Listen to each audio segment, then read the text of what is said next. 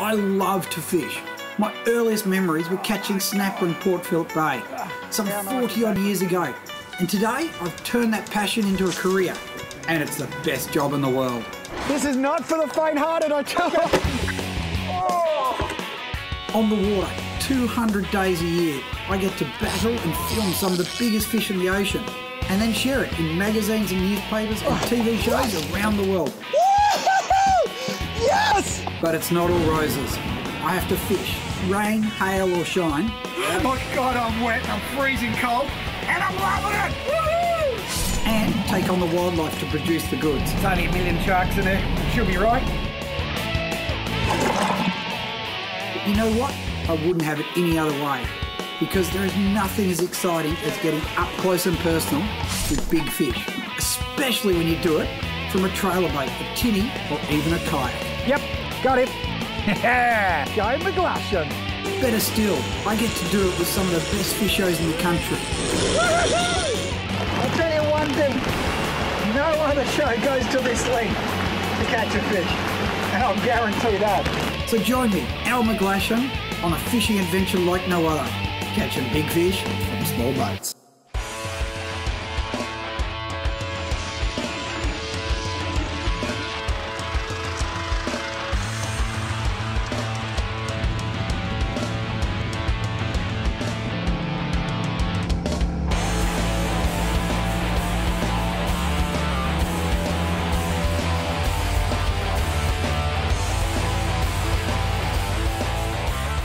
Well, welcome to Lake Eucumbene, down in the southern highlands of New South Wales. Now, I've got Nath with us, who's from the Complete Angler in Canberra.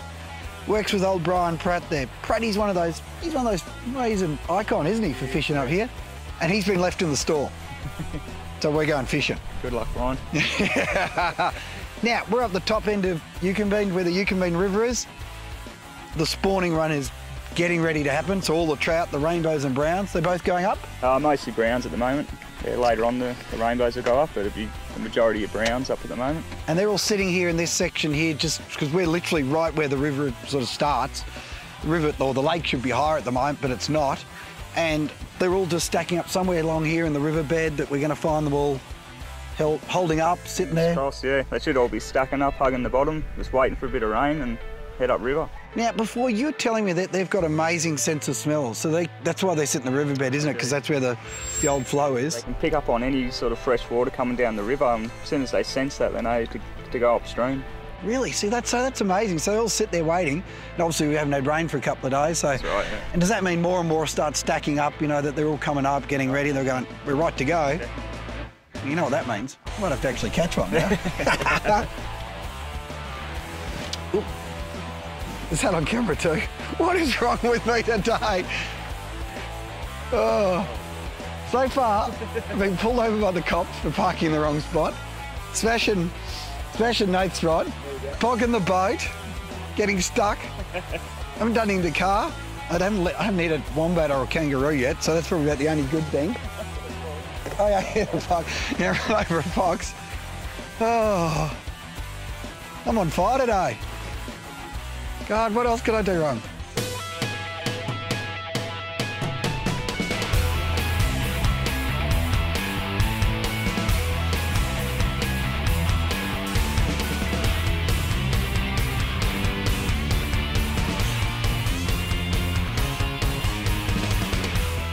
Now, after watching Nath cast, I had an idea.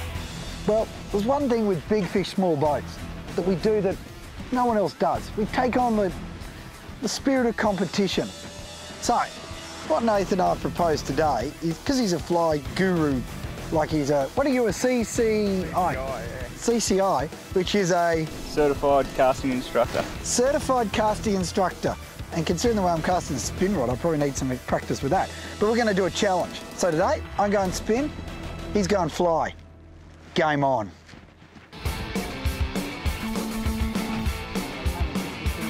Put my life jacket on, as it's the law to wear them in New South Wales, on all boats in waters and alpine waters. With Nath choosing his flies, I spied some movement on the surface and flicked my lure straight on the mark. Yeah, baby. don't it? This is a good fish.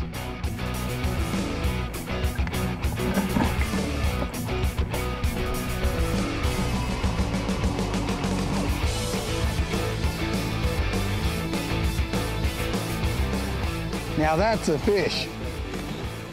Look at the size of him. He's just sitting down there. He didn't do much, eh? It's a rainbow, isn't it? No, it's a brown. Only kidding. That is a good brown. Might bring him around this side, eh? Brown trout were originally brought to Australia in over as long ago as 1864. They have thrived ever since and now have a cult following amongst anglers. This is what persistence is. We worked really hard and we were a little bit despondent, to put it bluntly. We're just like, oh man, are we ever going to get a fish here? And then we hooked up. Dino was fast asleep. Nath was thinking how I'm going to swap to lures because Al's definitely a better fisherman with lures, you know, you can see it. And then this baby turns up. Look at the size of that one.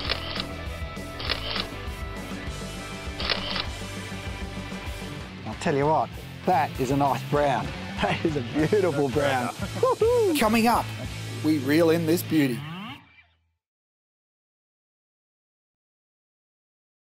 Look at the size of that baby.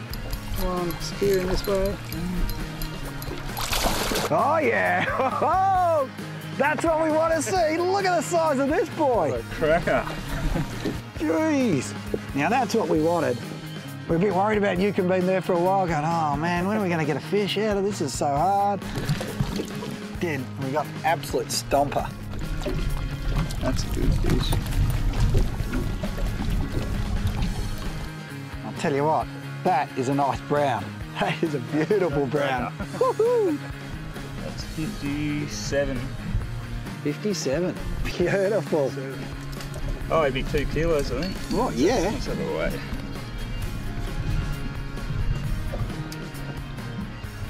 This time 3.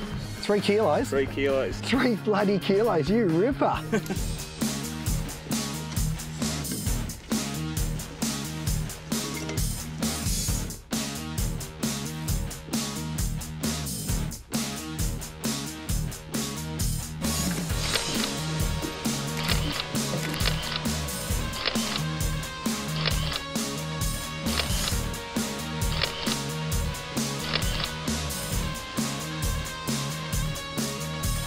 How's that? That's a beautiful fish. Now, being the great person that I am, I'm letting Nath release him because I just want to see him swim off. And you can just see he's just gently give him a little second there to revive. And then off he's keen to go. Now, when it comes to letting trout go, handle them with care and always let them go gently. Oh, good. I pressed record. Mate, well done. How good is that? And if this is not commitment to hop in this water in shorts, friggin' freezing. Stupid, I don't know. But we've got one good fish under our belt now. Now we need another one. And by the way, do you notice that, you know, we're doing a fly, a lure thing, and go the Helco. Right, next one.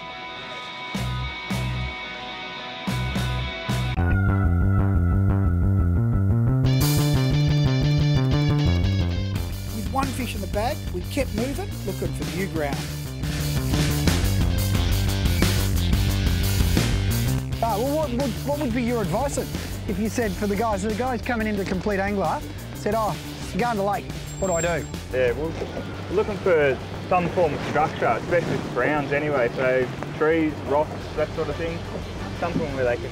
Anything where they hide. Exactly. Steep rocky banks, thick timber. Yep. Somewhere where they can ambush their prey. Yep. Just tend not to hang out in the open water like the rainbows do. Yeah, because the rainbows are more pelagic in nature, aren't they? Yeah, that's right. Okay. And then, you know, fly or lure, it's just a matter of choice. Although today we'd probably go lure, wouldn't we? Just thought I'd throw that in there, you know.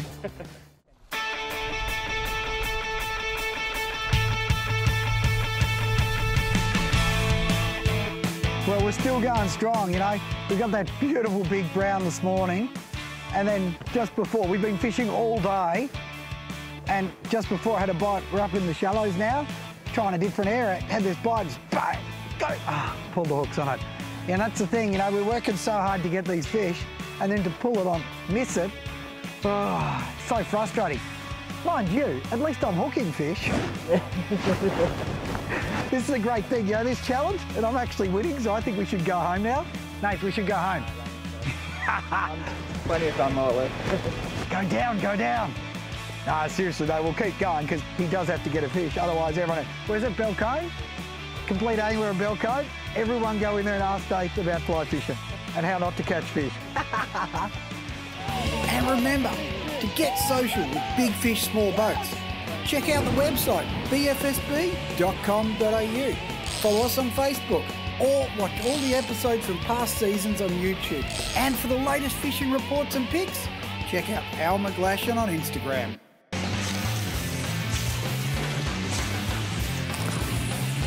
Coming up, I get rewarded for all my persistence.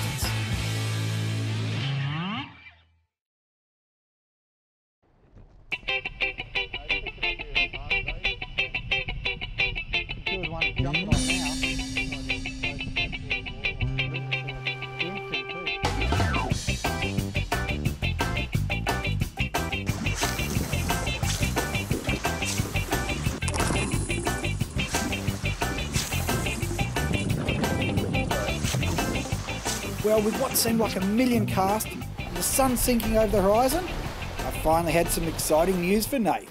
Guess what? 2-0. Little brownie, only a little one this time, but whoa, another brown. Go the lures. The challenge has been on.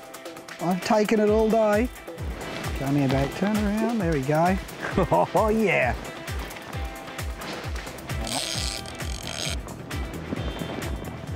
Now that, you don't want to have a real close look there. Just relax, mate, relax, relax. Sorry, buddy. There we go. Gotcha. Take 23. Now have a look how fat, I don't know if you can see that in the camera, he is absolutely chockers of yabbies. Yep. And we've changed techniques a bit. What we've done is we've moved, sort of we're fishing those steep rocky banks. Now we've come to the sort of the shallower sandy ones because Nathan suggested that this is where all the yabbies were. Late afternoon, they'll be in feeding on the yabbies. I'll tell you what, you're dead on the money. The only thing that didn't work is they didn't eat the fly.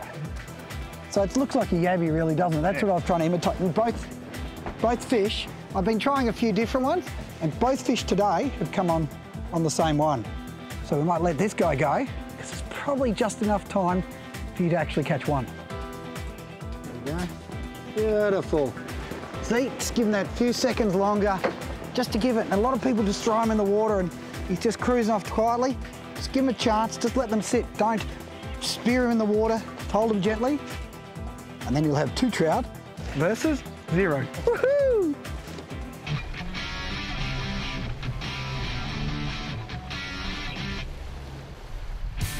With the light fading fast, we kept at it right through to the very end.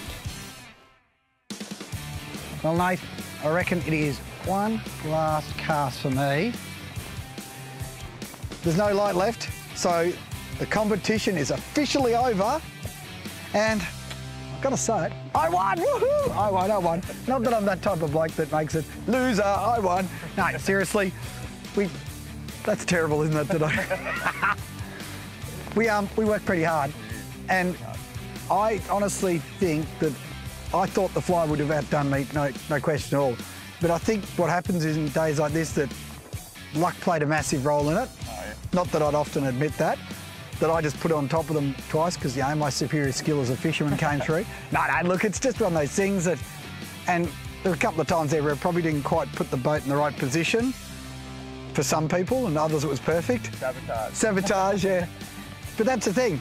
It's all about, you know, I think that style where you've got 2 different styles of fishing side by side, and you'll find one might work better than the other. It plays a huge role. And so for the guys coming down here at Euc, if they can fly fish and spin at the same time, yeah, sure, it's perfect. But for us, there's no light left, and someone else is buying my beers tonight.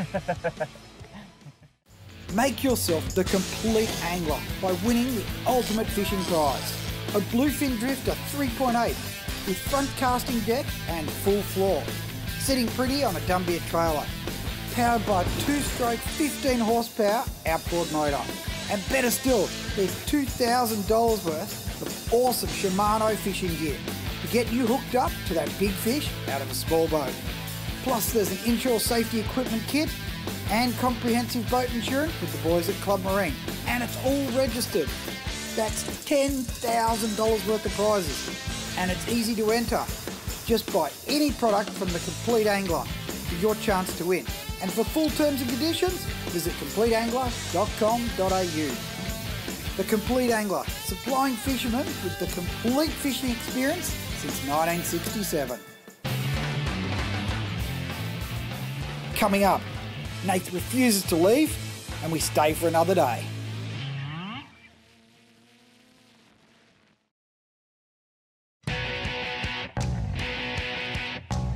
Unable to resist, we brave the cold and give it another go. Well, we're back out here again. Now, Nathan is meant to be at work today with old Pratty, back at the old Complete Angler there at Belcombe. And because he was so embarrassed because he got completely annihilated on fly, well, he's not going to work today. He's come back out for a bit of retribution. But we've also got Rob.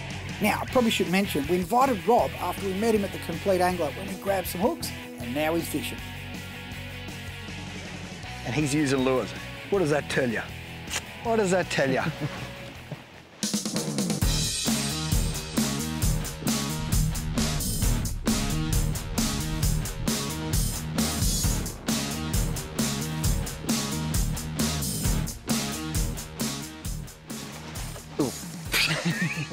Is that on camera? Oh, why is that on camera all the time? Flashing special. He's got. I don't want to cast even the bloody wallaby's going away. There you go. At least I got that one out.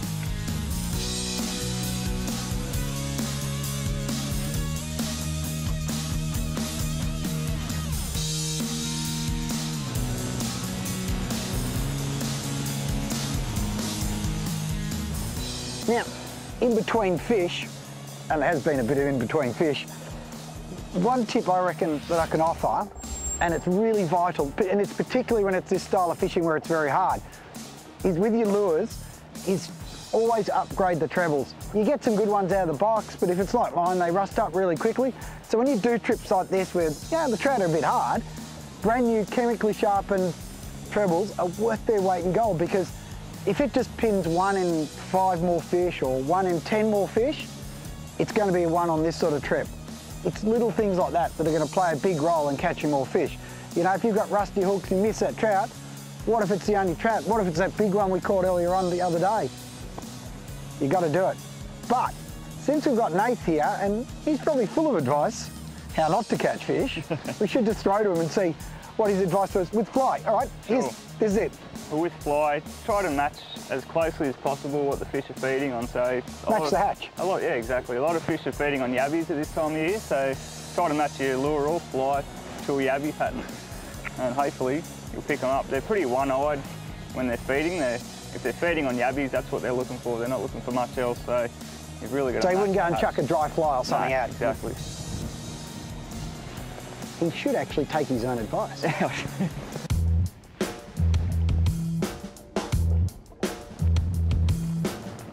Well, I tell you what, we're into the last hour. We've worked friggin' hard, and it's been tough fishing. The fish were great at the start. We started with the biggest, then they've been steadily getting smaller, not bigger.